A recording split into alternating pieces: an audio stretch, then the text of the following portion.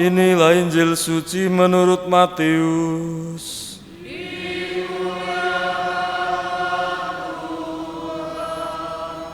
Pada suatu hari Yesus melihat seorang yang bernama Matius duduk di rumah cukai. Yesus berkata kepadanya, "Ikutlah aku." Matius segera berdiri dan mengikuti Yesus. Kemudian, ketika Yesus makan di rumah Matius, datanglah banyak pemungut cukai dan orang berdosa, maka bersama-sama dengan dia dan murid-muridnya. Melihat itu, orang-orang Farisi berkata kepada murid-murid Yesus, "Mengapa gurumu makan bersama-sama dengan pemungut cukai dan orang berdosa?" Yesus mendengarnya dan berkata, "Bukan orang sehat yang memerlukan tabib, melainkan orang sakit. Pelajarilah arti sabda ini, aku menginginkan belas kasihan bukan persembahan.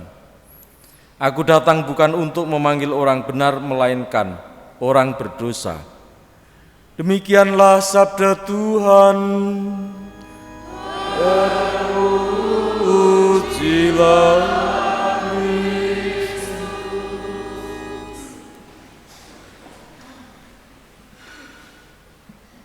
kehadiran Yesus di tengah-tengah bangsa manusia.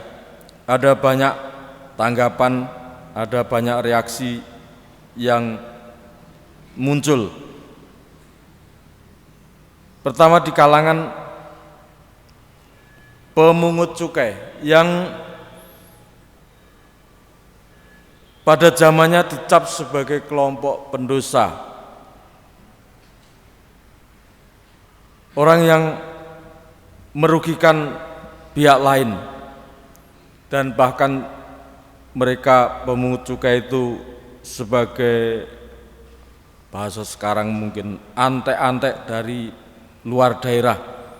Dengan mengambil pungutan cukai itu artinya menguntungkan bangsa Romawi tetapi merugikan bangsanya sendiri.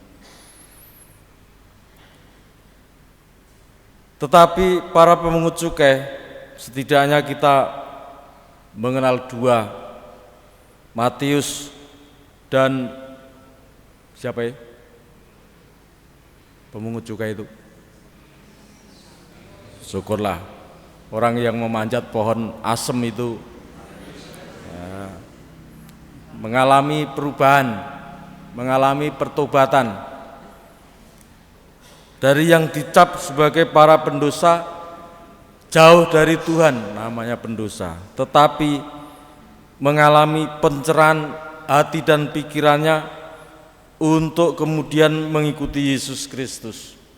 Bahkan Matius tidak main-main, dia menjadi murid Yesus. Dia mengalami pembaruan hidup, mengalami hidup baru sebagai manusia. Sementara orang-orang Farisi yang menganggap diri benar, dekat dengan Tuhan, tidak berbuat salah, tetapi mereka tidak mengalami perubahan, tidak mengalami pencerahan karena mata hatinya sudah tertutup dengan pikirannya sendiri. Kehadiran Yesus tidak mereka pahami, tidak mereka mengerti. Dari dua reaksi ini kita bisa membawa diri kita. Bagaimanakah kita berupaya mendapatkan pencerahan itu supaya kita semua juga mengalami kesembuhan, atau dalam bahasa Yesus Kristus, "Aku datang bukan untuk memanggil orang benar, melainkan orang berdosa." Kita menyadari segala sesuatu, kekurangan dan juga perbuatan-perbuatan baik kita, iman kita, dan kita hendak mempersatukannya dengan persembahan kita, juga kita persembahkan dalam sembah bakti kita kepada Hati Kudus Yesus.